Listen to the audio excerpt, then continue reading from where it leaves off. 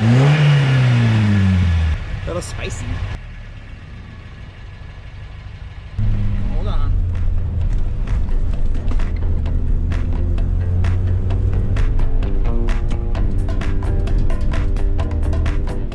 I'm Richard from DeskToGlory, and this is my 1990 Toyota pickup. My wife Ashley and I are planning to drive around the world in this plucky little thing, but we just have one last thing to do, and that's install a long-range America 125-liter fuel tank. We also have to wait for borders to open, but that's a whole other story. For general day-to-day driving and weekend trips, I never really find that the stock tank limits me in any way. Even when we did a trip down to South America, I only used the jerry can twice, and that was on the Laguna's route in Bolivia and somewhere else in Patagonia where there was definitely limited fuel. But in the future, we've got some routes ahead of us that I expect we'll need additional fuel for again. And I really don't want to carry additional jerry cans or have them bolted to the roof, etc. So we're going the easy way, and we're installing a 125-liter tank from Long Range America. So it comes with a full array of brass fittings and hoses. The instructions that come in the tank lay out exactly where each of these fittings and each of the hoses go and how to lay them out so that when it goes into the truck, they just get attached to the necessary locations. Since we're taking 30-year-old parts out of the truck and putting brand new ones in, one thing I wanted to do was install a brand new fuel level sending unit. Grabbed a brand new one from Toyota.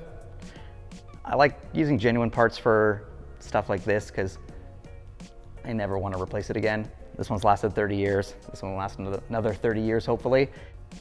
So the one thing you have to do with the new sending unit is modify it as per these, well, hand-drawn instructions. It just requires a small bend here. It shows the original configuration. All you have to do is lay it on this piece of paper, match the new configuration, and then we can bolt it into the tank. Okay, hydrate, step one. Dehydrate, step two. Genuine Toyota parts. That's what I always want.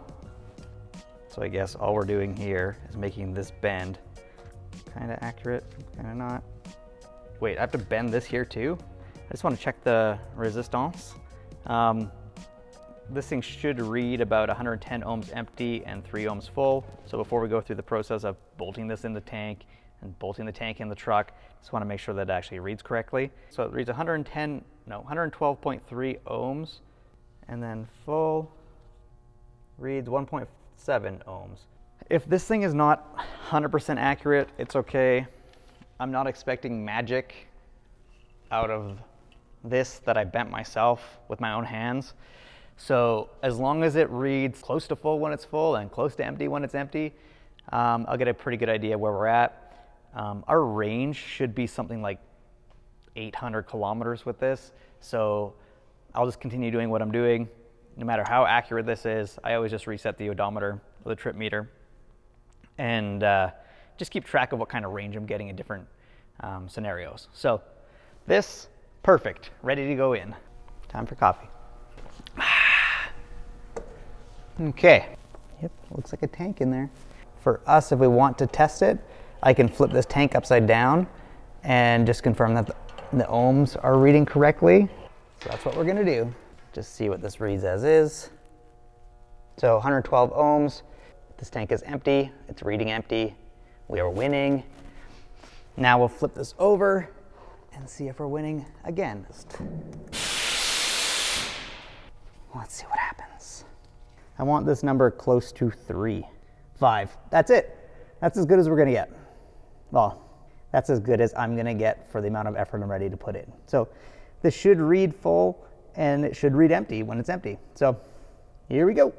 Let's put this in for good, get the rest of those fittings in, and move on with the install. So in part of the instructions, they note where all the bolts go. So all of these M8 bolts go on each side of the tank. But then we also have a few brass fittings. They actually pre-cut all of these hoses to the right length. We go ahead and put these in the tank as recommended.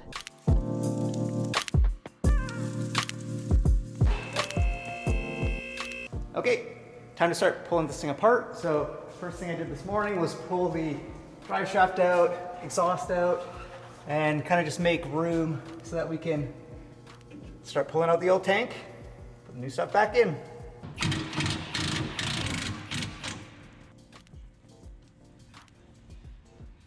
A few connections to disconnect here. I'll give you a light so you can see. Perfect. Got the fuel feed, fuel return, and fuel pump lines right here, and also this vent tube as well. So disconnect these three things because they're hanging up the process, and then pull this thing apart.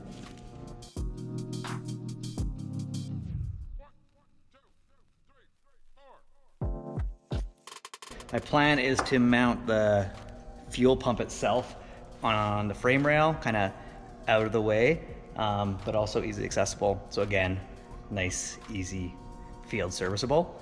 And that kind of brings up the point that we're going from an in-tank pump to an inline pump. I haven't had the best luck with inline pumps, but from what I hear, these Walbro ones are pretty good. So we'll give it a shot. I'm gonna bring a second one along when we go on our big trip. So worst case scenario, it fails, put a new one in right away, and then come up with a better solution if there ever is a problem. But I've heard from people who have installed these inline pumps for these tanks before and haven't had a problem. So I'm hoping we'll have the same luck. Show you the final placement of where the fuel pump's gonna go. We have a replaceable filter. This is all super, super easy to access once the spare tire's out of the way, as it is.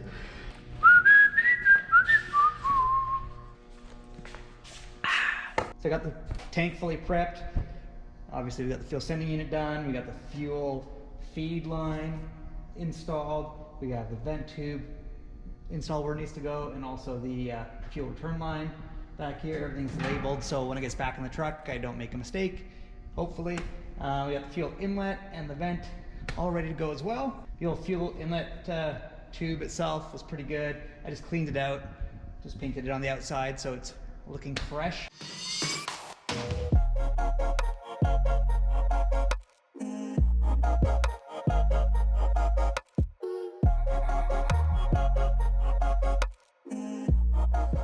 So I'm at the point now where I kind of just want to start testing things to make sure there aren't a pile of leaks. So I have a temporary permanent solution here with some tie straps. I just wrapped a heater hose around the fuel line here to protect it. And then eventually I'll just put like a rubber saddle here and a gear clamp similar to these on this fuel filter. This one is a Russell pre-filter for the fuel pump, about 40 microns, and that was what the instructions for the fuel pump requested, so that's what I got. I believe these are quick lock, Russell calls them, just to make it a lot easier when replacing this. And then on the other end, I got a quick lock fitting on the other side here, so this whole pump can come out pretty easily, and the filter can come out easily as well. And the last couple things we have to tie up on the plumbing side of things, we got the fuel return line and the vent line. They just connect to these hard lines right here, and they're done. Once those are connected, I've got a mount here just finalized, but we're good to go. Time for testing. This is the moment of truth. It's time to check for leaks.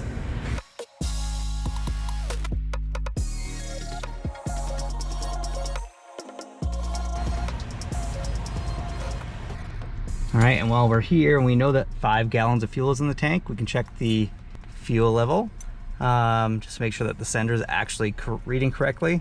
It should be just over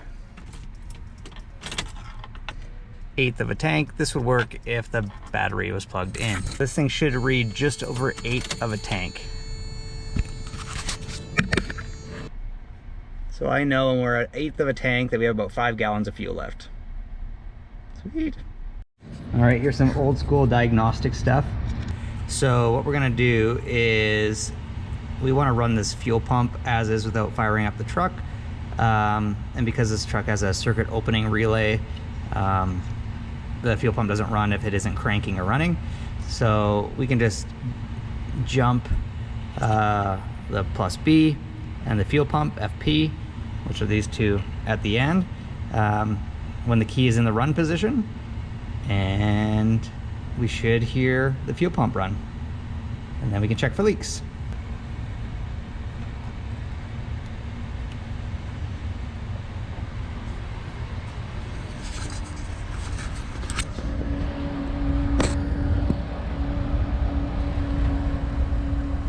Fuel pump's running.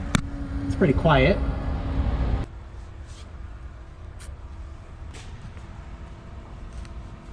There's one connection there, one connection underneath. This is the vent. We shouldn't have anything going on.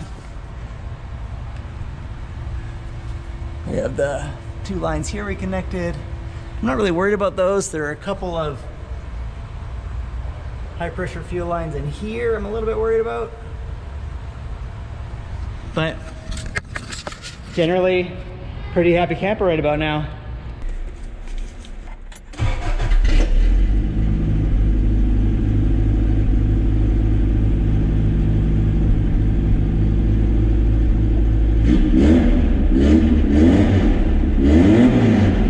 We got the tank in, we got the drive shaft in, no leaks yet. So that means we've got to move on to the exhaust. The exhaust I had on here before will no longer fit because the tank is in the way.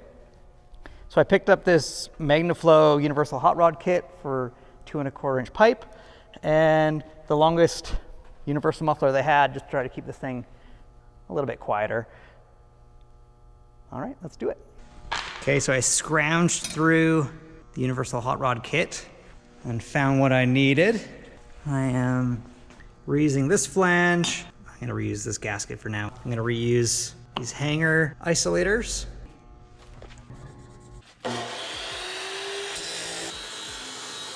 Making a mess, but generally got the exhaust tacked in here. I'm just gonna add a couple more tacks, then I'm gonna pull it out and finish weld it.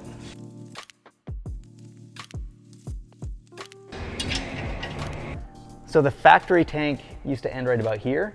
Now that it goes all the way over to the driver's side frame rail, I needed to modify my exhaust. So the original muffler used to be tucked all the way up to the floor pan here, but obviously there is not enough room for that anymore. So I kind of found myself in a dilemma.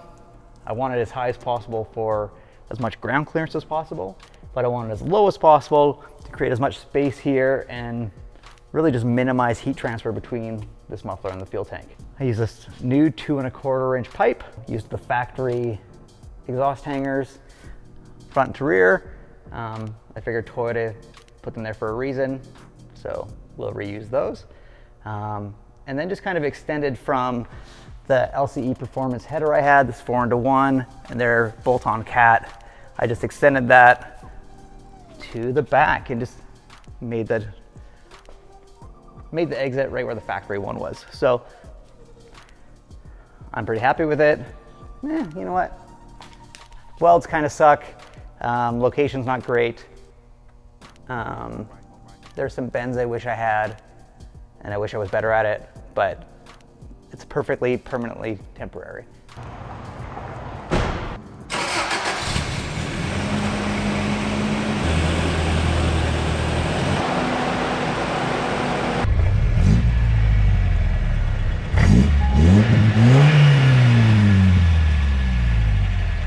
A little spicy.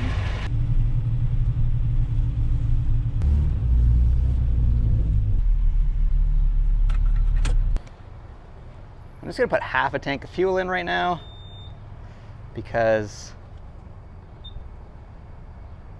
still need to confirm it doesn't leak. And also half a tank of fuel is still gonna be a pretty penny. Essentially, half a tank of fuel is my old full tank. So when I'm putting 91 in, which this little motor likes, yeah, adds up fast. I just like the option of filling it up all the way. I don't need to do it all the time. So the one thing with 125 liters is that can add up pretty fast in terms of weight. So more likely than not, I'm gonna be putting half a tank in at a time, or 3/4 of a tank, rather than filling it up all the way and having to haul that around, all that fuel around everywhere I go. So I'm happy everything works as it's supposed to. The fuel gauge is reading at half, and I put, you know, about half a tank of fuel in it. So that's perfect. Next thing to do is actually get this thing ready to get shipped. Unfortunately, we're not shipping it anywhere extremely fun at the moment. It's just going out to BC, but it's getting a fresh long block with some LCE performance goodies, and this transmission is probably going to get a rebuild too. New clutch, just like drivetrain refresh, so we never have to worry about it on the next trip. And shipping was cheaper than me driving it out there, so that's the way it's gonna go. So we're gonna throw it on a truck, and next time I see it, we're gonna have 100 and probably maybe just 100 horsepower of fresh 22 RE long block in this thing. I love it. This thing's perfect with a little 4-cylinder. Can barely get out of its own way, but with a 5-speed, it's fun.